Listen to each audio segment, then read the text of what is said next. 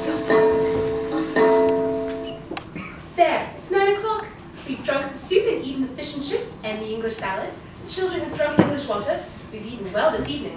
That's because we live in the suburbs of London, and because our name is Smith. It is a very good fried, in fact. The salad oil is not rancid. The oil from the grocer at the corner is far better quality than the oil from the grocer across the street. It is even better quality than the oil from the grocer at the bottom of the street.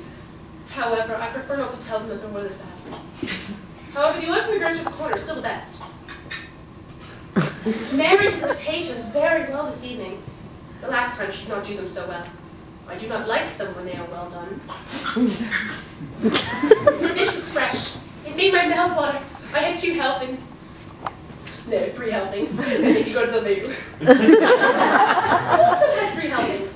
However, the 3rd time you did not take as much as the first 2 times. While as for me, I took a great deal more. I eat better than you this evening. Why is that? Usually it is you who eats more. It's not appetite you lack. Still, the soup had perhaps a little too much salt. It was saltier than you. It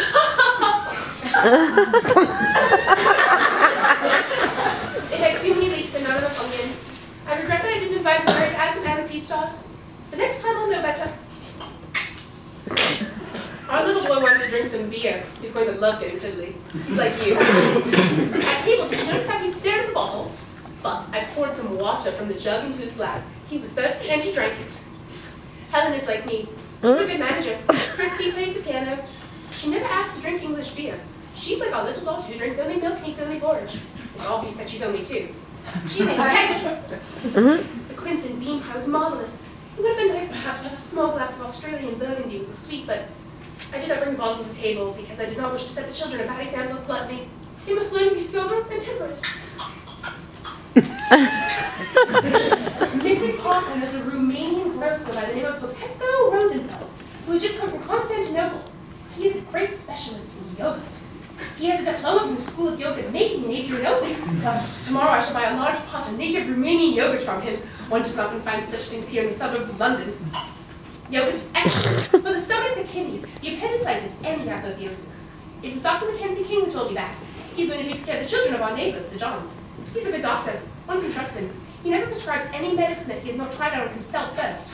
Before operating upon him, he operated on his own liver first, although he shut the rest of down. But how does it happen that the doctor pulled through while Parker died? It says here that Bobby Watson died. My God, the poor man, when did he die?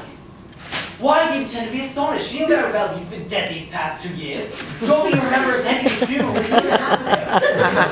Oh yes, of course I do remember. I remembered it right away.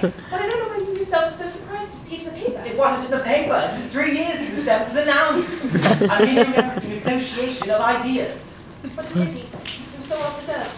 That's his corpse in all of Great Britain. Poor Bobby, he'd been dead 4 years and was still warm. Veritable living corpse. And how cheerful he was. Poor Bobby. Which poor Bobby do you mean? Oh, just his wife, then. She's called Bobby too, Bobby Watson.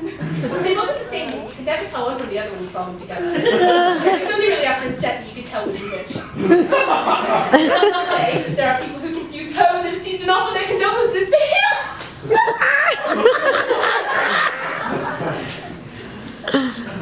How sad would it be left the widow so young? Well, fortunately, they had no children. That was all they needed. Children. Poor woman, how could she have managed? Well, she's very young. She may still be married. She looks so well in mourning. But then who would take care of the children? We know very well that they have a boy and a girl. What are their names? Bobby and Bobby like their parents. Bobby Watson is very rich and very fond of the boy. He very well paid for Bobby's education. That would be proper. And Bobby Watson's aunt, old Bobby Watson, might very well in her turn pay for the education of Bobby Watson, Bobby Watson's daughter. That way Bobby Watson's mother could be married. She would Yes, cousin of Bobby Watson. Which Bobby Watson do you mean? My Bobby Watson, the son of old Bobby Watson, the late Bobby Watson's other uncle. No, it's Bobby Watson and no Bobby Watson, late Bobby Watson's aunt. You're referring to Bobby Watson, the commercial traveler. All the Bobby Watsons are commercial travelers. A typical trade. How can they do well at it? When there's no competition. And when is there no competition? Tuesdays, Thursdays, and Tuesdays. What is it? What is following you on those days? He rests. But why doesn't he work if there's no competition? I don't know everything! How am I supposed to answer your idiotic questions? Are you trying to humiliate me? You know very well I'm not.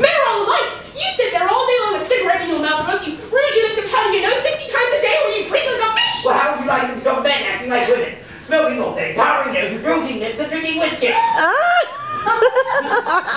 nothing to me. But you're only saying that to annoy me. I don't care for that kind of joking! You know that very well! Oh, my ducky daddles. Come, let's put out the lights and go bye-byes. I'm the maid.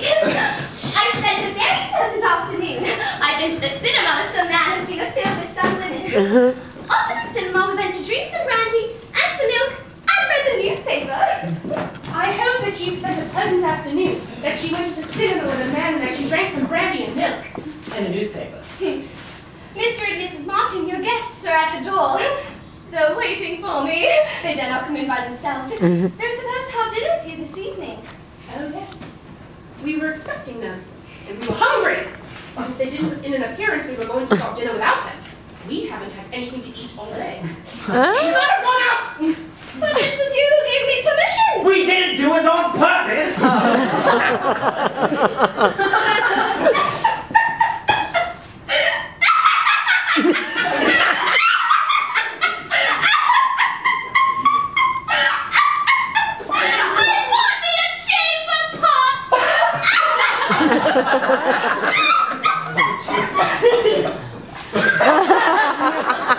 Mary, please open the door and ask Mr. and Mrs. Martin to step in. We will change quickly.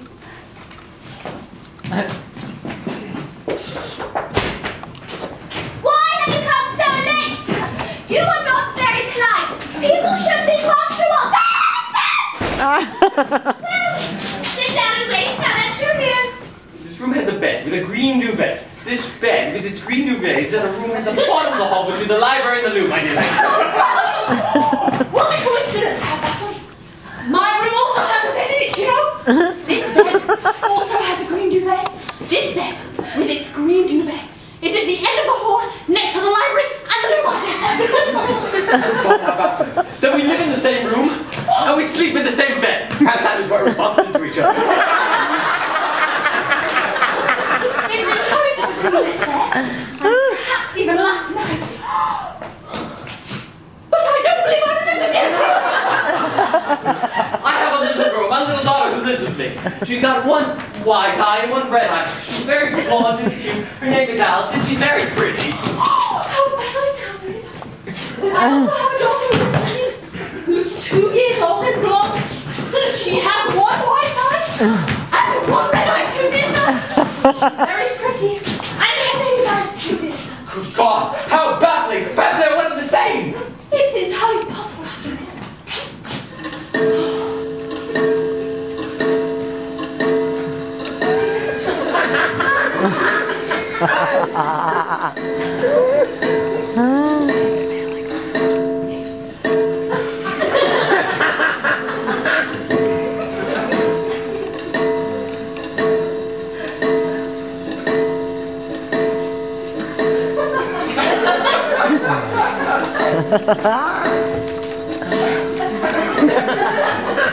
Then, my dear lady, there's no doubt we met before you are my lawful wife. Elizabeth, the last I found you. Donald! It's you, darling!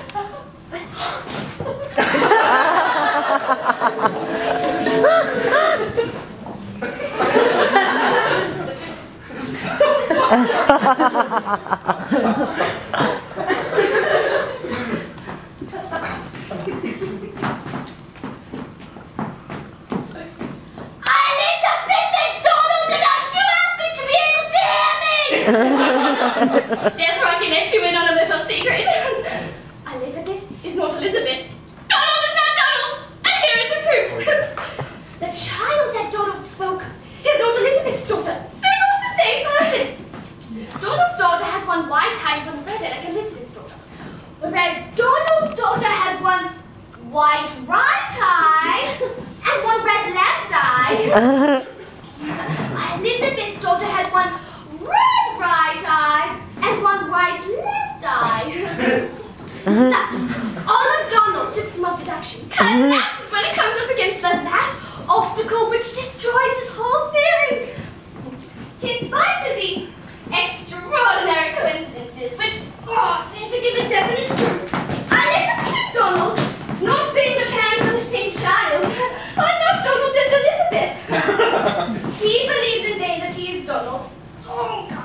that she is Elizabeth. He believes in vain that she is Elizabeth. And she believes in vain that he is Donald. They are sadly deceived. But who is the true Donald? Who is the true Elizabeth? Who has any interest in prolonging this confusion any longer? I don't know. Let's try not to know. Let's just leave things as they are.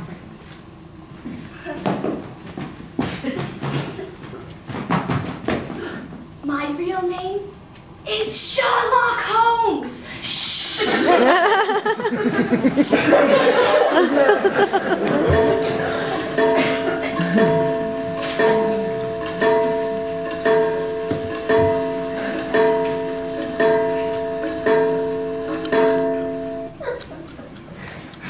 Let's forget everything that hasn't happened between us, darling. Now that we're together, let's try not to lose each other once again and continue on our merry way. Oh, yes, darling. Good evening, dear friends. Please forgive us for having made you wait so long. We thought that we should extend to you the courtesy that you are entitled. And as soon as we learned that you've been kind enough to give us the pleasure of your company, without prior notice, we hurried to dress for the occasion. We've been waiting 4 whole hours for you! All day. Why are you so late?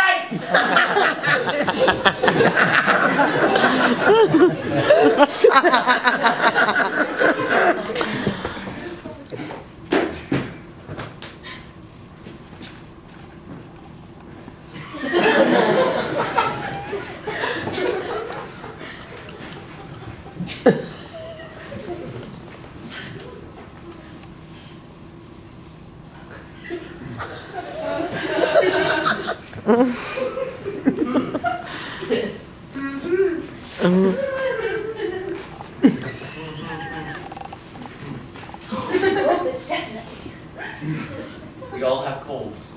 Nevertheless, it's not the least bit chilly. There's no draft. Thank our lucky stars. Oh dear. Oh dear, oh dear. Are you depressed? No, he switched his pants.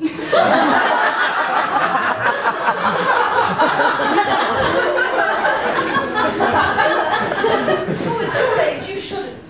The heart is ageless. It's true. So they say. They also say the opposite. The truth lies somewhere between the two. Right you are. Since you two travel so much, you must have many interesting things to tell us. Oh, tell her what you saw the other day, Lionel. It's scarcely worth the trouble, for no one would believe me. We're not going to question your sincerity. You will offend if you think that. You'll offend them if that's what you think. Yesterday, I witnessed something extraordinary. Something really incredible. Quick, spit it out, my dear.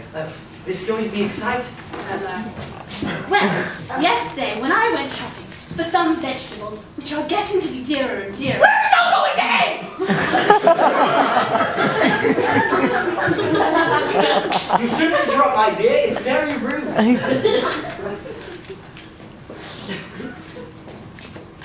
On the street, near a cafe, I saw a man, properly dressed, about 50 years old, or not even that, too. For what? For what?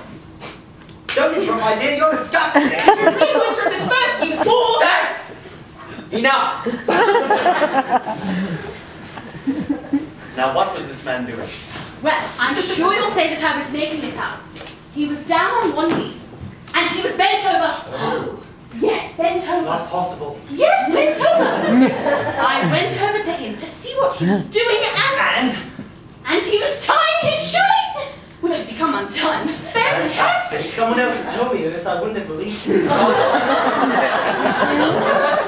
Everything's out there. Why, once I was sitting on the tube when I spied a man sitting quietly, reading the newspaper. What a character. Perhaps it was the same man. Goodness, someone is ringing. Oh, there must be someone there. I'll go and see.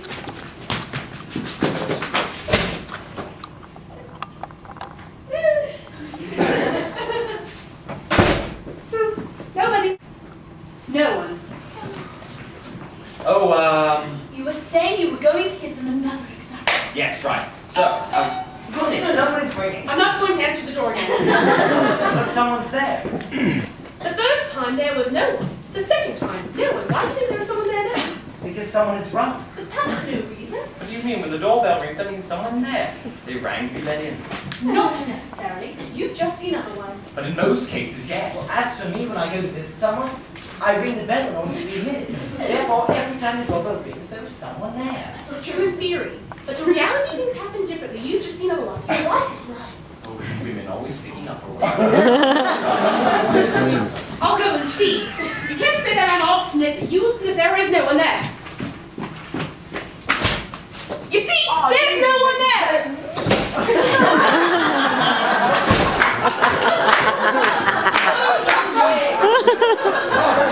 You always think you're right, and you're always wrong.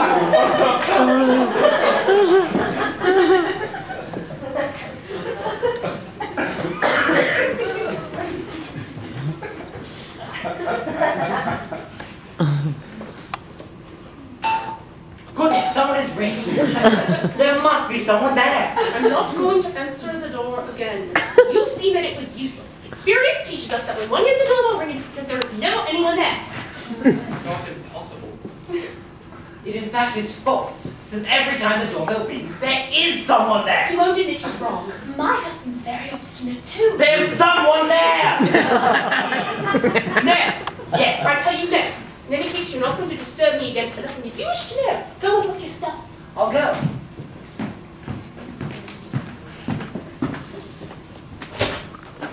How do you do? It's the fire chief. Good evening, Mrs. Smith. You appeared again. You see, my wife's a little chagrined at having been proved wrong. There's been a running argument between Mr. and Mrs. Smith, Captain. This is no business of yours. I beg you not to involve outsiders in our family's arguments. My dear, this is not so serious. The fire chief's an old friend of the family. His mother courted me, and I knew his father. He made me promise him my daughter in marriage if I ever had one. And he died waiting. That's neither his fault nor yours. What's it all about? Well, my husband is claiming. No, it was you who was claiming. Yes, it was her. No, it was he. Don't get excited. You tell me, Mrs. Smith. This is how it was. It's difficult for me to speak openly to you, but 5 minutes also a confessor. Well then, Well, you see, we were arguing because my husband says that each time the doorbell rings, there is always someone there. It seems likely to me. And I was saying that each time the doorbell rings, there is never anyone. It might seem strange. But it has been proved, not by theoretical demonstrations, but by facts. That in fact is false, since the fire chief is here. He rang the bell, I opened the door, and there he was. When?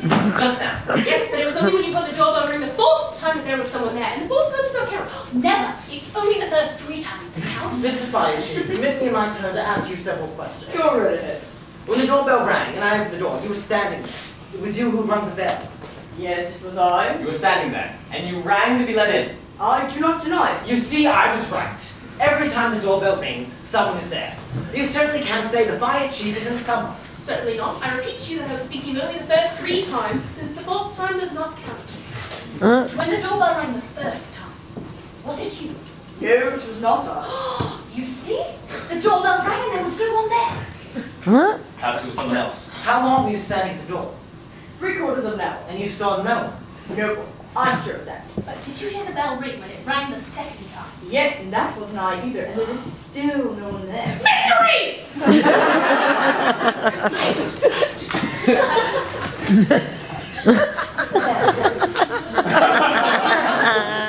Mr. Fire Chief, since you're not too pressed, stay on a little while longer. You'd be doing us a favor. Shall I tell you some stories? Oh, by all means, how charming of you! Yes, some stories, hurrah! More exciting is that all fire chief stories are true, and they're based on his own experience. That's right. The truth is only found in experience, never in books. Begin. Begin. Shh, be quiet, he's beginning. Excuse me. Don't look at me that way. You embarrass me. You know that I'm shy. Oh, isn't he charming? I'm going to try to begin anyhow, but promise me you won't listen. But if you don't listen, we won't hear you. I told you he was just a boy. Oh, the sweet child. Chin up! Well then, the dog and the cow, an experimental fable. Once upon a time, another dog asked another cow, why have you swallowed your trunk?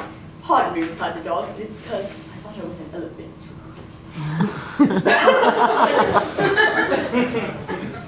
What's the moral? That's for you to find out. He's right. Tell us another. A young calf had eaten too much ground glass. As a result, it was obliged to give birth. They brought forth a calf into the world. However, since the calf was male, you couldn't call him Mama, nor could you call him Papa because the calf was too little. The calf was then obliged to get married, so the county clerk made every effort to dot his I's and cross his T's. Well, how do you cross a T? With a stroke. Dog. I can't dot my T's, but I can cross my I's.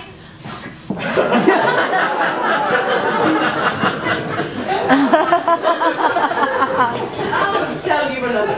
The cock. Once upon a time, a cock wished to play the dog. However, he didn't have any luck because everyone recognized him right away. On the other hand, the dog that wished to play the cock was never recognized. I'll tell you what. It's called the snake and the fox. Once upon a time, a snake went up to a fox and said, "It seems to me that I know you." "Me too," replied the fox. "Well then," said the snake, "give me some money." "I don't give money," replied the tricky animal. "Do, in order to escape. Don't, without a thing for thee, filled with strawberries and chicken honey." But the snake was waiting for them, with a metaphysical laugh. So the fox drew a knife, shouting, "I'm going to teach you to live!" And so he ran, turning his back. But the snake was quicker. With a well-aimed blow of his fist, he punched the fox in the center of the forehead, which broke into 1,000 pieces, roughly crying, "No! No! 4 times no!" I'm not your daughter.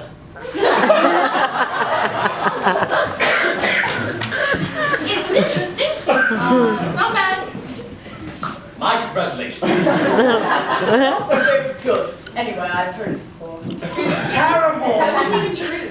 No, unfortunately. And now it's your turn. Dear lady. Well, I only know one. I'm going to tell it to you. It's called The Bouquet. Oh, my wife has always been romantic. A admirable Englishwoman. And here it is. Once upon a time, a fiancé gave a bouquet of flowers to his fiancée, who said, "Thank you." But before she had said, "Thank you," he, without a word, took them back and said, "I take them back." He bid her farewell, tucked them under his arm, and disappeared over the horizon. Charming. You have a wife, Mr. Smith, of whom all the world is jealous. My wife's intelligence personified. She's much more intelligent than I. Well, in any case, she's much more feminine. Everyone says so. Let's have another, Mr. Piety. Oh no, it's too late. Oh, tell us one anyway. I'm too tired. Come on, be a good egg. No. You have a heart of ice, Mr. Piety, and we're sitting on hot coal. Oh, I implore you! Righto. he agrees. He's going to bore us again. No luck, I was too pleasant. The head cook. My brother-in-law had, on the paternal side, a first cousin whose maternal uncle had a father-in-law whose paternal grandfather married as his second wife a young native whose brother he had met on one of his travels, a girl with spectacles, which was given by a cousin of his, whose third wife. I knew his third wife, if I'm not mistaken. I know who's chicken. Chicken's nest. It's not the same one! Shh! As I was saying, whose third wife was the daughter of the best midwife in the region, who early left a widow. Like my wife. And Brady Glazer, who was full of life and had by the daughter of a station master who tripped the light fantastic. Toe defeats gymnastics. He took his vows monastic. And had married an oyster woman, whose father had a brother, mayor of a small town, who had taken as his wife a blonde school teacher, whose cousin, a fly fisherman, A fly on the wall. had married another blonde school teacher named Marie, whose brother married another Marie, also a blonde school teacher. Since she's blonde, she must be named Marie. And his father had been reared in Canada by an old woman whose grandmother, the niece of a priest, occasionally in the winter, like everyone else, caught a cold.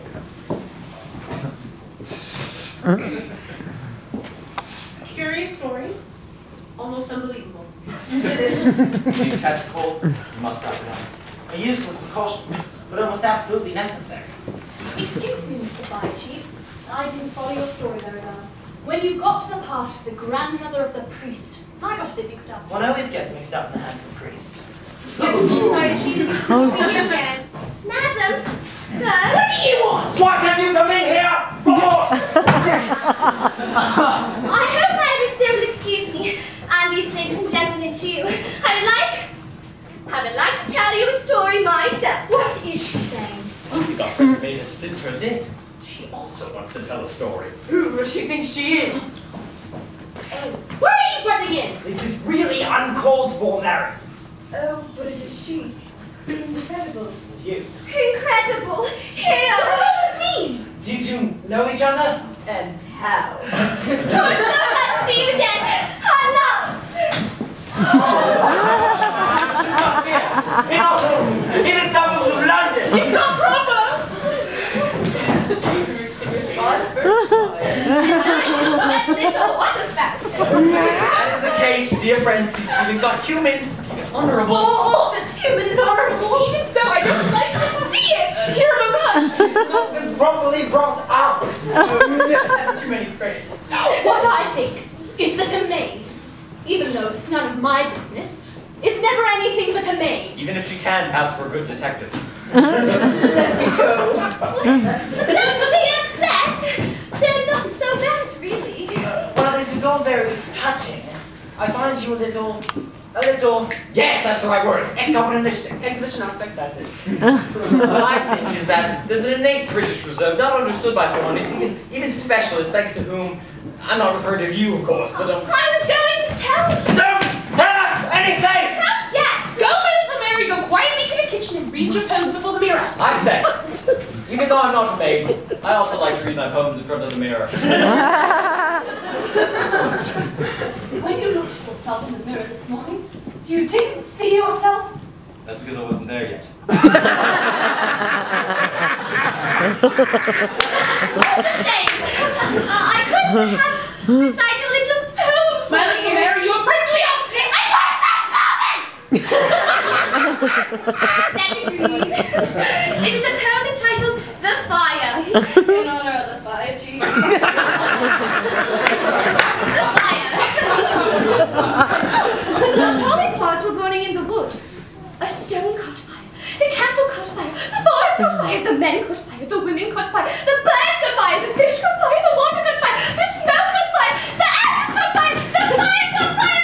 Everything caught fire. That sent chills up my spine. It had a certain warmth, however. You have been very entertaining. Yes, thanks to you, we passed a truly Cartesian quarter of an hour. Speaking of that, the Bald Soprano. She always knows her hair in the same style. Ah, then goodbye, ladies and gentlemen. Oh, good luck and good fire. Let's hope so, for everybody. I can buy a pocket knife for my boy, but you can't buy an island for your grandfather. On what honesty, or heat of electricity or coal? So locks today and tomorrow you'll have an egg. In real life, one must look out for the window. One can sit down on a chair and the chair doesn't have any. But one must always think of everything. The ceiling is above, the floor is below. When I say yes, it's only natural speaking. Take it so caress it will turn vicious.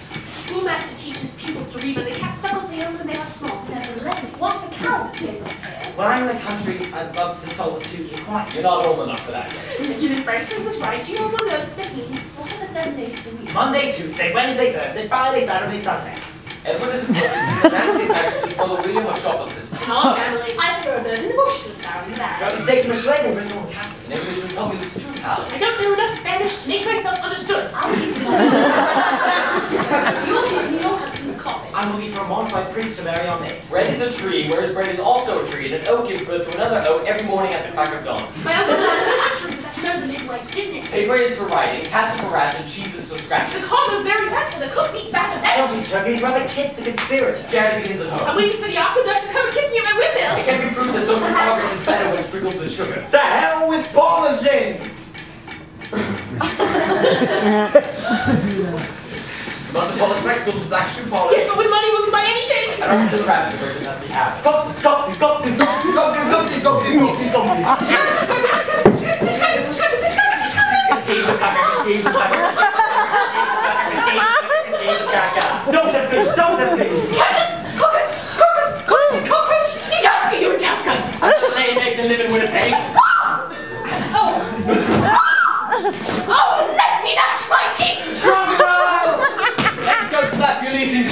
trees.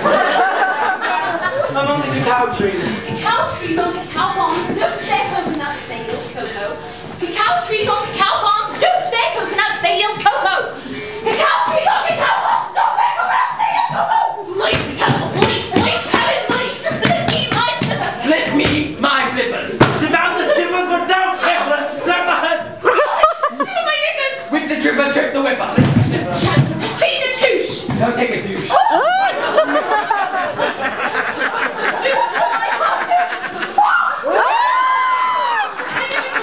Robert, Get me! It's hard! Robert, get me!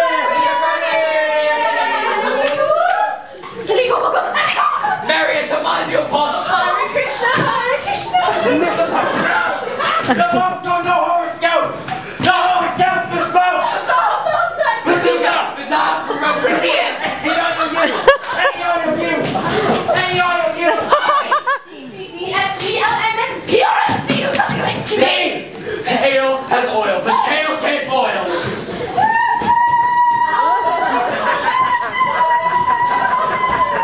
It's that way. It's here. It's not that way. It's over here. It's not that way. It's over here. It's not that way. It's over here. It's not that way. It's over here. It's not that way. It's over here. It's not that way. It's over here. It's not that way. It's over here. It's not that way. It's over here. It's not that way. It's over here.